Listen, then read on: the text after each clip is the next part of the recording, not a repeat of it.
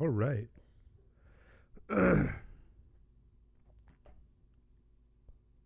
Looks like I am online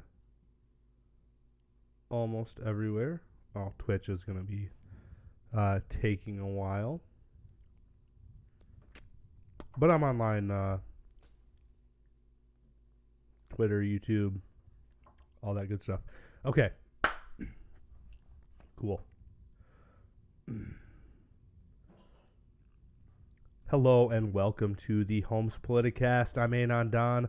Weed is racist. Would you look at that? So, more on that later. We are just one day away from my interview with Senator Hollier. I will be asking him about his views on education, fundraising in California, ID for voting, forensic audits, and more. We got a lot of questions lined up for the senator. It's going to be a good time. Hopefully, I'm able to have a good discussion with a Democrat. That'd be awesome. Forensic, no. Also, in the Republican realm, more Republicans with the wrong message enter the race for governor, and Senator Wayne Schmidt has proposed a bill that will further erode the education of Michigan students about our government in favor of cloaking them with guilt for things they didn't do. Whether this is an intentional attack on education or an ignorant decision made for funding, the result is the same. Will the GOP ever stand up for what their constituents want? Finally, Lansing Schools and GVSU follows the science, and only the science. They would never use COVID for politics, and they would never implement rules that don't make sense. We'll look at those rules today. Thanks for joining. I'm Anon Don, and this is the Holmes Politicast.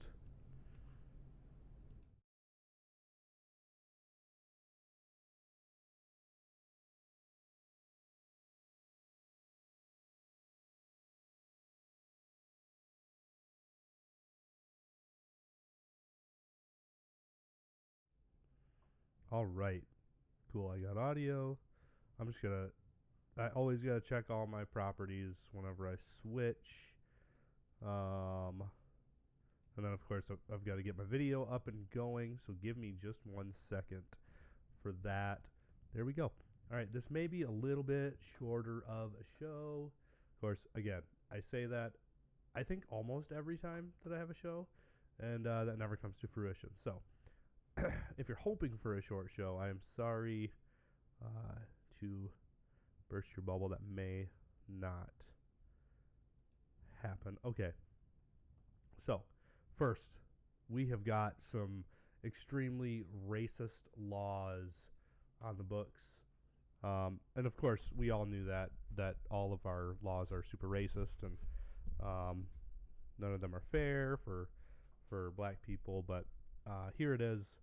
Here it is, our super racist laws. So, actually, the tweet was funnier.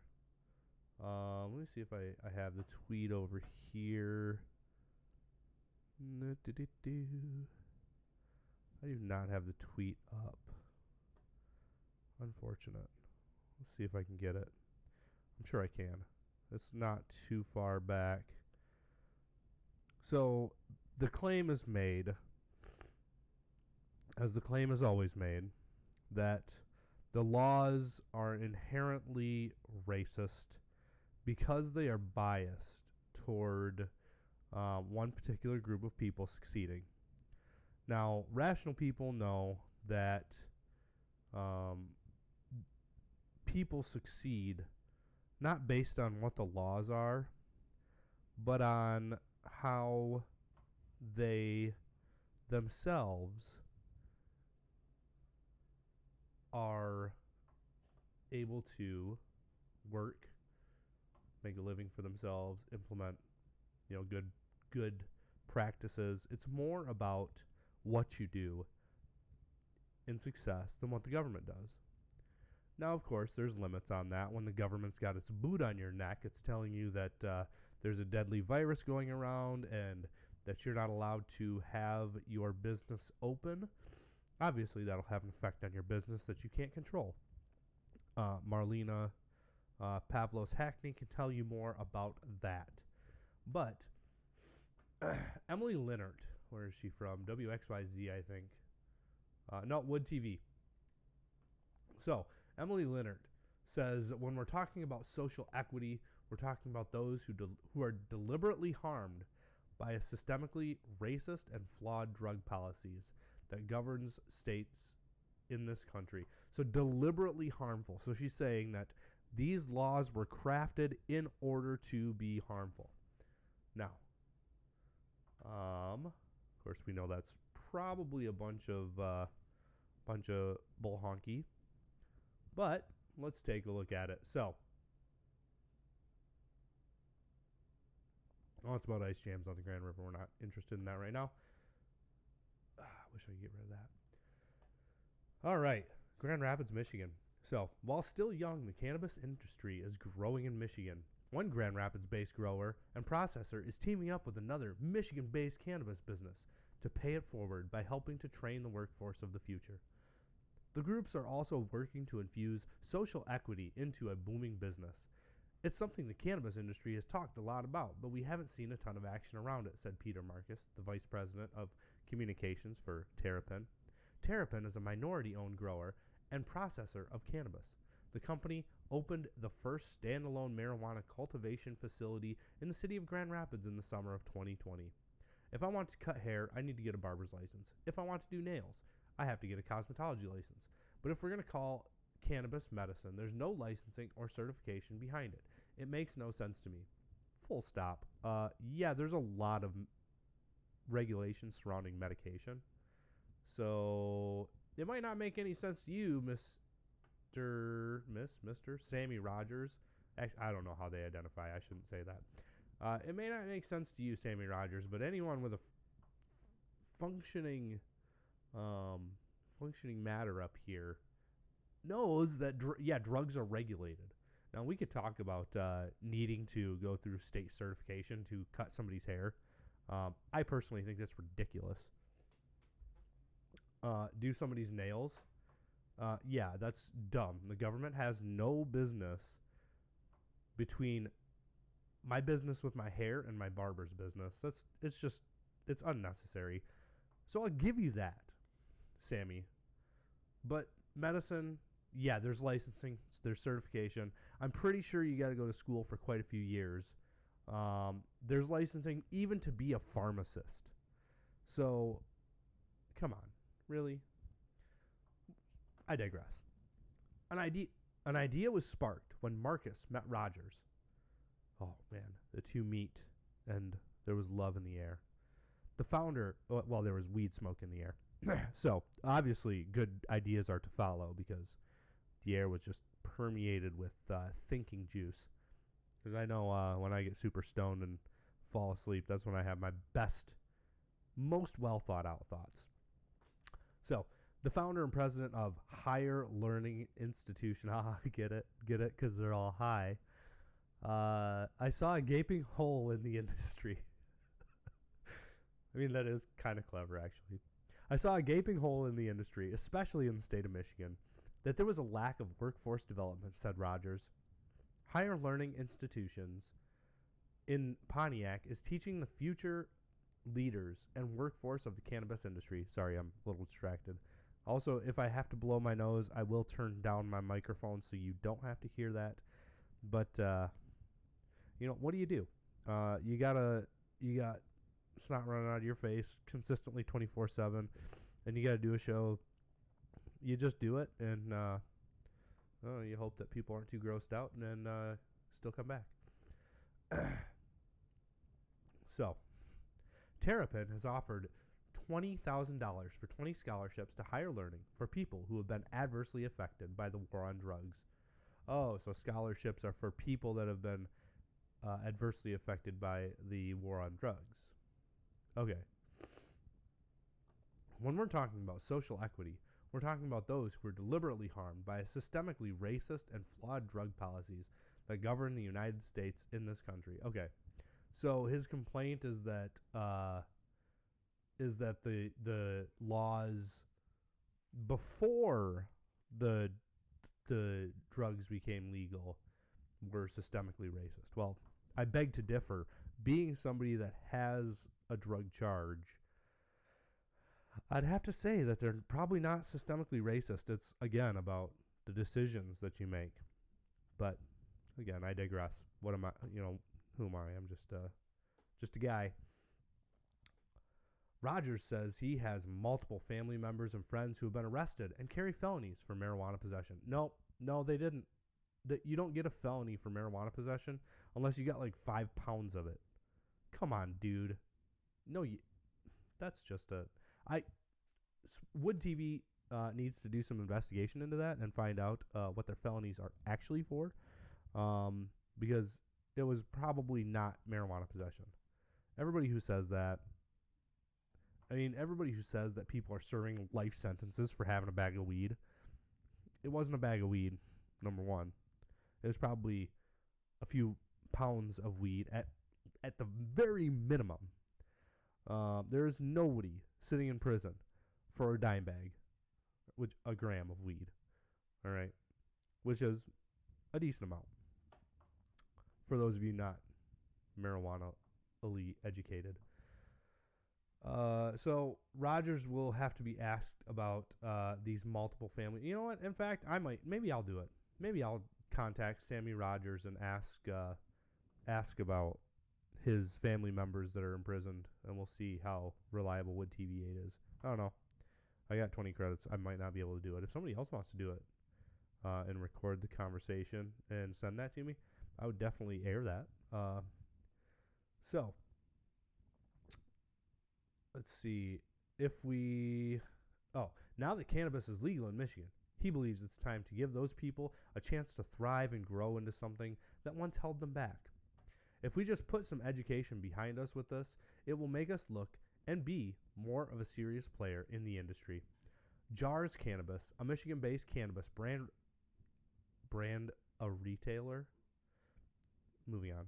Has also, I'm not going to deal with the typos, has also put up money toward the Social Equity Scholarships, the accelerated program which will teach cultivation, extraction, cannabis consultation, and business subjects like applying for businessing and networking. Oh, goodness, where you're going to have a whole bunch of people educated and growing pot around here.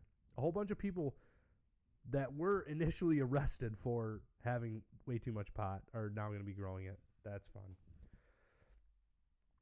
The goal is to build their network and get them around certain people, and hopefully we can get them connected to a better investment or opportunity. It's a win-win for Terrapin. The company is addressing the social equity equation while potentially growing their business and reach.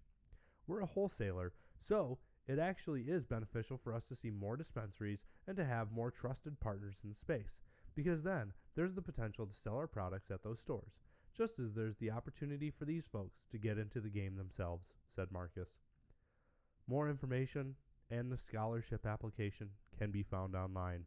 So, if you're looking to sell pot, there's the link right there. You can go to it now. As you may have expected, I have opinions. Now, while smoking weed does not inherently make you just an awful person and irredeemable, obviously I would never say that about anything. Everybody's redeemable, okay? But when you get down to the statistics, people that are languishing in prison are probably not going to come out, get involved in a drug business, and do well. They're in prison for drugs because they've got a drug problem. I don't think just teaching them more about the drug is going to help that. Just on a statistical basis, I think most people that go into jail for drugs actually go back into jail for either other crimes related to drugs, violent crimes related to drugs, or for more drug charges. So, I mean, whatever. Waste your money however you want, but don't come crying to the Michigan taxpayer for bailouts. Because I'm sure you'll get it, and I don't want don't want you getting it. So please don't come crying to the Michigan taxpayer for bailouts, because Whitmer will be on it like that. All right. So, I gotta stop saying Somebody smack me every time I say because too, because I shouldn't do that. I should be past that by now. Been on the air for 2 years. Come on. All right. Now, let's head over to Lansing. We were in Grand Rapids smoking up a storm. Let's go to Lansing and figure out what's going on. Oh, shoot. What's going on with their education? So, obviously, they're following the science. They are closely following all of the advice of their local CDC. Not their local CDC, their local health department. Sorry, I'm grabbing my coffee. I need my coffee. So, yes, I do have a solid gold diamond encrusted leftist tears tumbler courtesy of Andrew Clavin, which is neither diamond encrusted nor solid gold. I feel lied to. That's okay. They're not the first news organization to lie to me. So, and they're more upfront about their lies. They actually tell you they're kidding.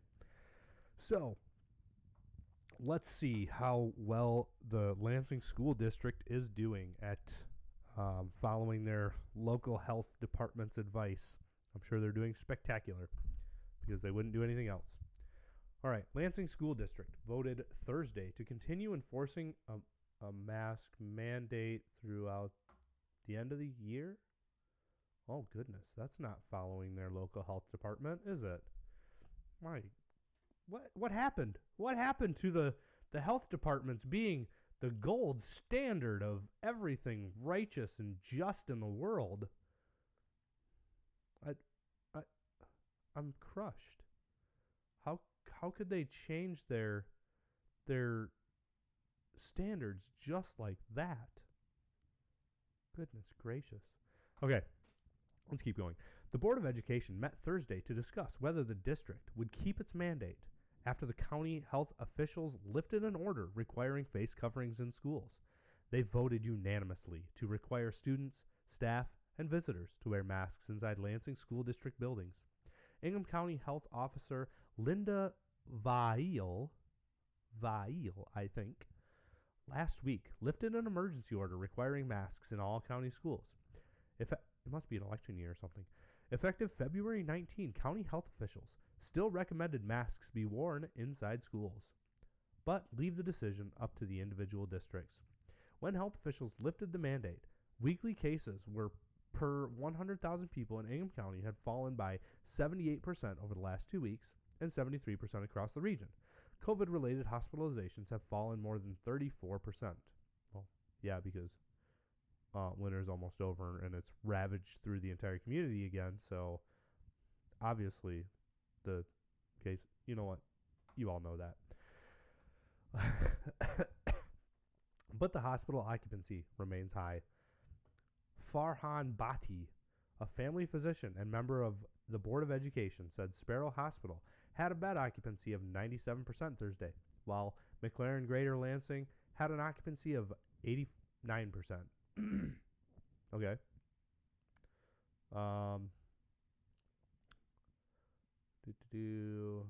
So, I guess all of this is irrelevant, because we're just getting into, there's this many cases and this many cases and this many hospitalizations and this many hospital beds open, and the press is very closely watching. They're watching to see how many beds are available.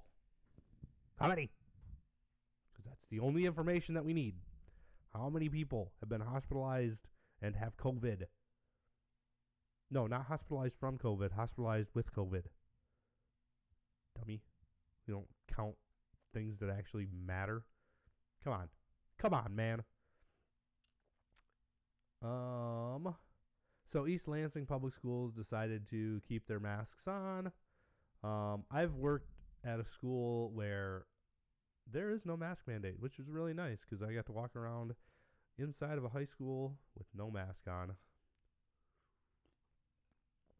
I felt like a boss. I'm not going to tell you which one, because they do not need any real attention. So, I'm not going to tell you. But Lansing schools do need attention because they're doing something very stupid. And something that, so my one of my instructors last week, I was talking to him on Friday, and he's like, it doesn't matter which side you fall on, and I think I know which side most of my professors fall on, but he's like, it doesn't matter which side you fall on. Nobody can deny that masking children has been detrimental to their education. So, we're going to continue to be a detriment to Lansing children's education because we can. All right, so GVSU, obviously, of course, they're following the science and the science alone, right? Yeah. So, well, look, the science changed. Look at that. So, virus action team shortens quarantine period, change booster policy. This one at the end. There's an interesting quote that I don't know if that came from a real person, but I don't doubt it actually walking around this campus. So, Grand Valley State University's virus action team recently issued many announcements regarding changing COVID-19 policies. Two major developments include requiring students to receive the COVID-19 booster shot in order to stay out of quarantine, and the shortened quarantine periods from 10 to 5 days in some cases. So, what'd I tell you? If you were here, you heard me say, Grand Valley's going to mandate the booster.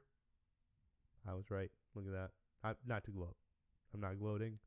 I'm just saying, you do get tomorrow's news today when you listen to me. Not gloating. I'm not saying I know the future, but I have accurately predicted it a few times. So, the announcement. I've unaccurately predicted it a couple times as well. But that doesn't count. We're not going to pay attention to those. We're Democrats. We don't care about the entire picture. I only present facts that align with my narrative. So, just deal with it. Two major developments. Oh no, I already read that. The announcement came after a large decrease in reported COVID-19 cases from the beginning of the winter 2020 semester, where there were almost 1,000 cases on campus at some points in time. Wow, 1,000 cases out of 24,000 students. That's dangerous. I still haven't gotten how many students have been hospitalized with this. I've asked the virus action team. I've asked what's his face? Ed Abufadel. He has not gotten that information, nor does he seem particularly interested in obtaining it. He just said, we don't keep track of that. Not like, that's a good question. Maybe we should find out about that. No, we don't keep track of that. Okay, Ed, follow the science. The shifting policies, however, follow the changing guidelines issued by the CDC concerning what it means to be up to date with the COVID-19 vaccine. Those who are not considered up to date include people who are not yet vaccinated. Who are, I'm pretty sure that's not a contraction. Grand Valley Lanthorn. Man, these reporters are just getting hooer. Actually, if you remove that thing, that's a word. But this hooer, who are, that's not something you contract. You just took out a space and an A.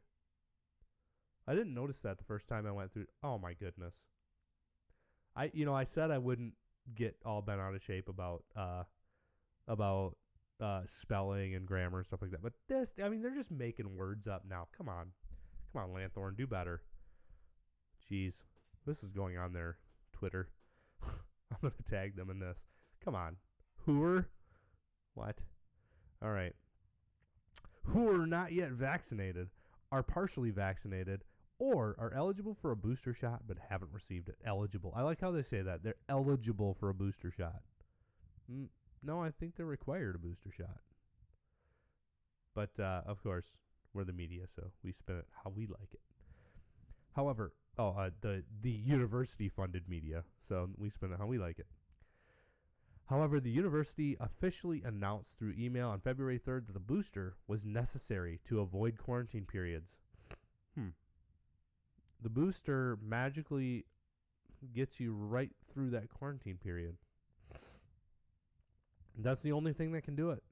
No, the college can't do it by just letting you not quarantine if you've tested positive. Come on. No, that'd be dumb. Especially if you're asymptomatic.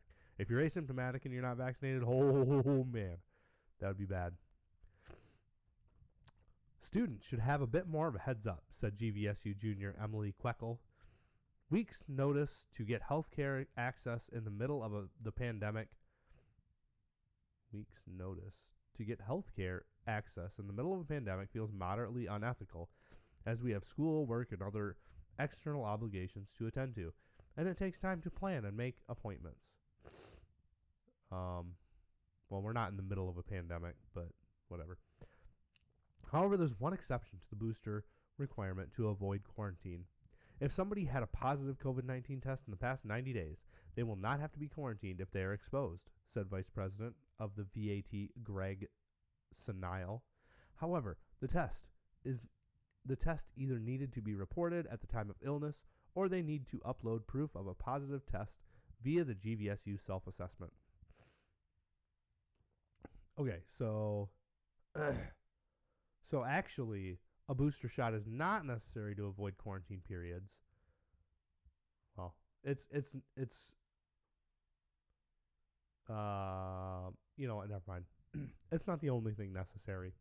So guys, if you had COVID, you're good. You don't need to quarantine, at least for 3 months.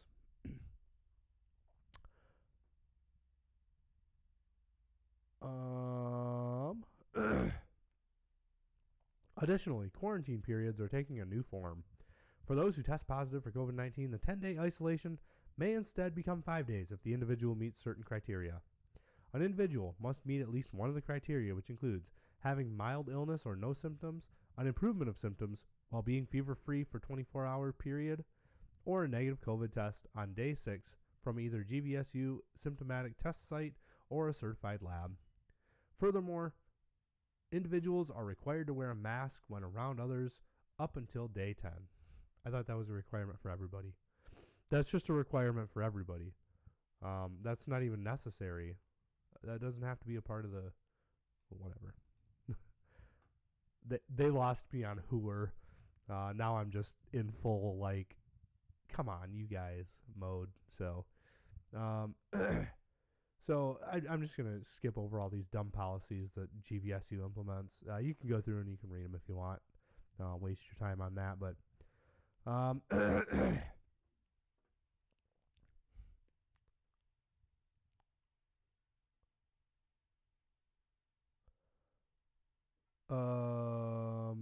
okay, so they just mentioned that all the stuff is changing. All the science is being rediscovered. They're discovering the new science that allows them to not contact trace, and the new science that says you don't have to be quarantined for 10 days and all this stuff. Because new science. Now we get to the portion that I actually think is very interesting. So this Queckel girl says, I think GVSU should mandate the booster shot. There are still many students that refuse to wear their masks above their nose, refuse to get tested, still go to class with symptoms, break quarantine rules, etc. If people aren't going to follow those guidelines, I think it would be reassuring for everyone to know that everyone was at least fully vaccinated. Yeah, you. So, again, I don't know if that's a real person or not, but wow. Okay, I want to control all of society because I'm scared. All right, so that was Grand Valley's grand scientific adventure Stay tuned for more of Grand Valley's grand scientific adventure here on the Holmes Politicast, where the science is always changing and always new. Also, always right. All right. We are going to move on past that. So, Republicans are not doing well. They're just not. I mean, we've got a ton of people on the field for the Republican candidate for governor. But this guy right here, Perry Johnson, I don't know what he's doing. I don't know why he jumped in, but he has nothing really to offer. I'm going to play you just a bit of his ad here, and also blow my nose while that's going. So, take a listen to Perry Johnson's pitch for... Meet Guru Perry Johnson. He's not interested in the same things that excite you and me. For Perry, it's statistics, motivation, quality, perfection. American automobiles were not always the gold standard they are today. Did our labor force change? No. Michiganders have always been the best. But the parts from thousands of suppliers didn't quite fit, and they had no tool to solve the problem. Minimal communication. Quality control was at the end. Enter the Guru. Working for Borg Warner, he saw foreign countries building better automobiles. The parts fit. So Perry Johnson set out to revitalize automobile manufacturing in Michigan. He first introduced statistical process control. Then he literally wrote the book introducing ISO 9000 quality standards. His obsession with statistics and perfection made American cars shine again. Quality control started at the beginning. Statistics made our cars world-class. All right. So, in a world where government is overreaching more than it ever has at any point in history, the Republicans get up and they say, well, dag nabbit, we need some quality control here. What do you think? Now, I think his message is not wrong. Yeah, we do need to spend our money wisely. We do need to use our budget effectively. We do need to cut back on a lot of the wasteful spending that we do as a community and as the government. He goes on to mention later the $8 billion in unemployment fraud just in Michigan. So yeah, using taxes efficiently is definitely a noble thing to do. But when you've got Garrett Soldano out there saying we need to get the government out of our lives, we need to shrink some of these tyrannical, what do you call them? The swamp, the bureaucrats, the bureaucracies, the alphabet soup of, I can't think of the word. Agencies, that's it. The government agencies that effectively run our lives. The Michigan Department of Health and Human Services. Other agencies that just kind of make up law by enforcing rules and then threatening to withhold tax dollars that should go to communities that pay taxes. Not should go to communities that pay taxes based on your arbitrary and unvoted on rules. Ooh, that was a mouthful, and I probably could have said it better. What I'm trying to say is, you got shrink government guy over here, and you got use the blob better guy over here. And I'm not a fan of use the blob better guy. I'm a fan of shrink the blob guy. So, I don't know what Perry Johnson thinks he's doing. He's going to waste a bunch of money. No Republican is going to vote for him. I'm pretty sure most of the Republicans are much more concerned about government overreach than they are about the wasteful spending. We expect wasteful spending from government. We don't expect our businesses to be crushed, our lives to be ruined. We don't expect the government to be able to control every single aspect of how we live.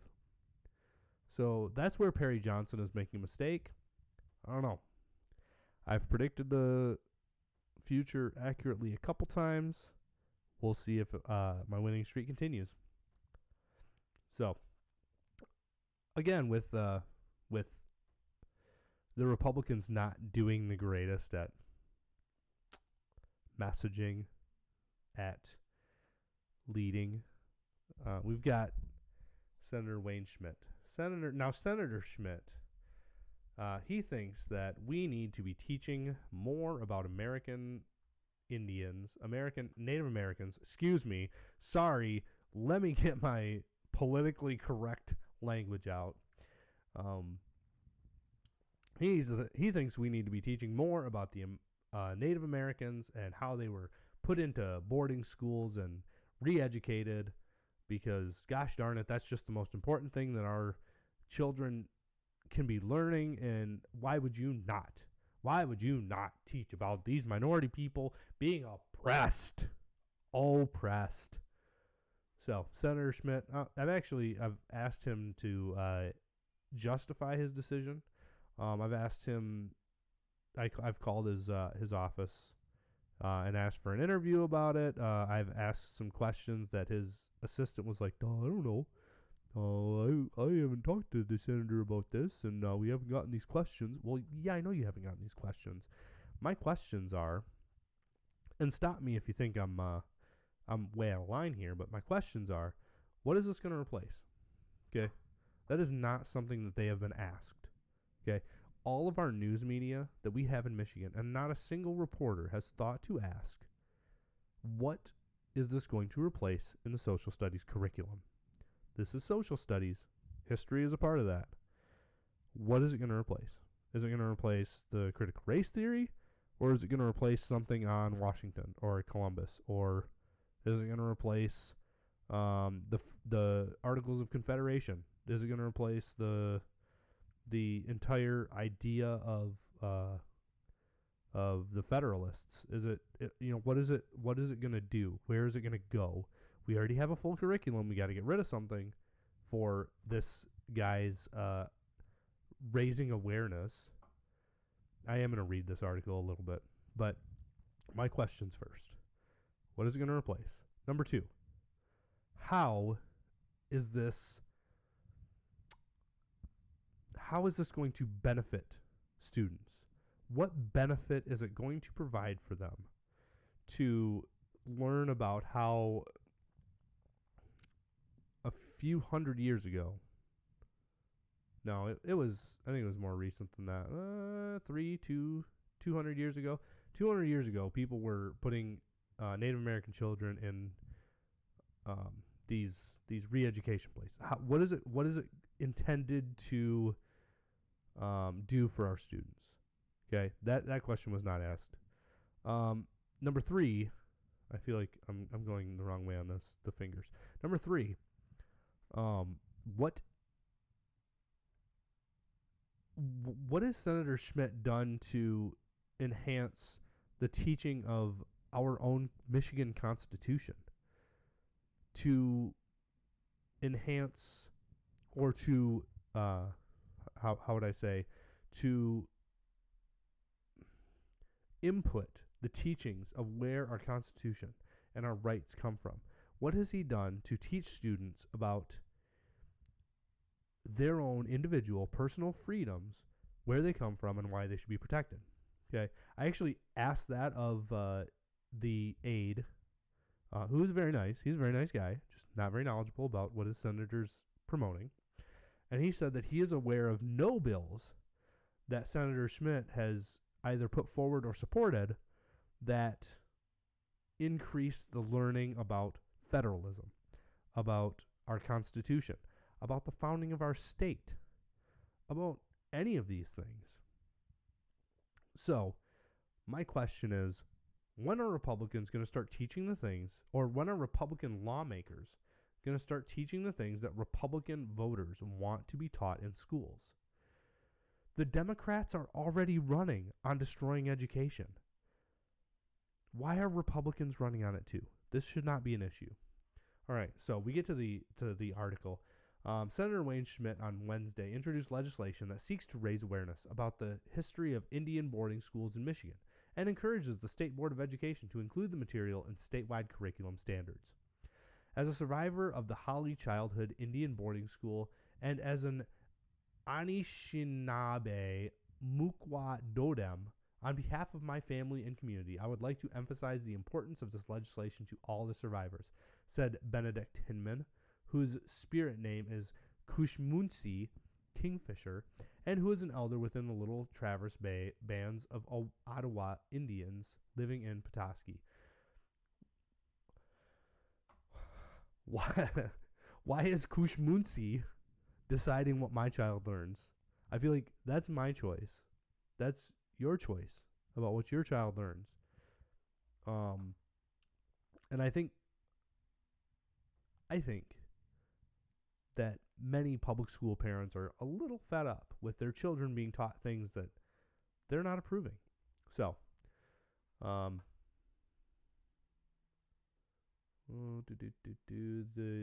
bill was introduced by Bear Moon Month. By the Bear Moon Month.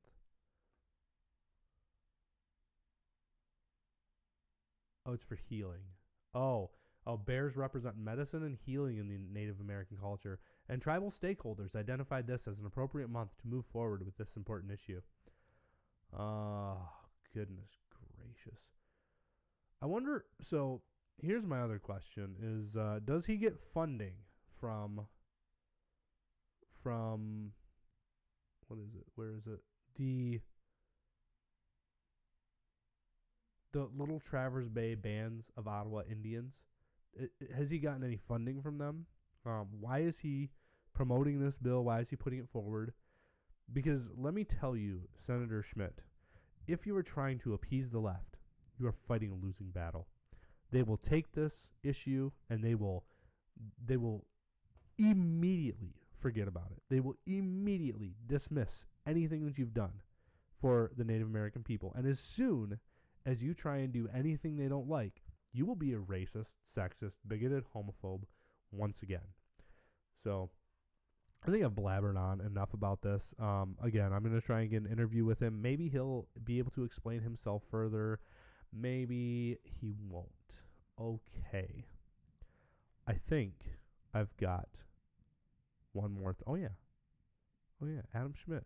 Adam Schmidt is going to be, or no, not Adam Schmidt. Oh, my goodness. I just mixed up two senators. So Senator Adam Hollier has agreed to come on the show with me. He is running for Congress in Michigan's District 13. Let's see. Where is Michigan District 13 again? I feel like it's Ingham County somewhere. Let's check it out real quick.